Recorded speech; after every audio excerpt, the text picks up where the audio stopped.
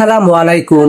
Social মিডিয়ায় ইদানিং একটি ভিডিও বেশ ভাইরাল হয়েছে, যেখানে দেখা যাচ্ছে একজন নারী শিক্ষক এবং একজন বিএনপি নেতার মধ্যে প্রচন্ড বকবনিতা এবং এক পর্যায়ে মারামারির মতো সংঘাত সৃষ্টি হয়েছে।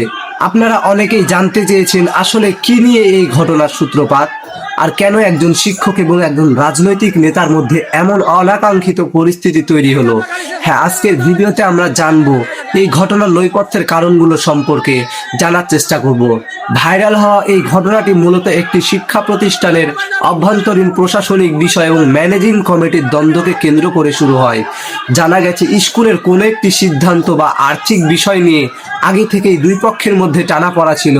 ঘটনার দিন ওই নেতা স্কুলে এসে শিক্ষিকার উপর চড়াও হন এবং তর্কাতর্কি শুরু করেন।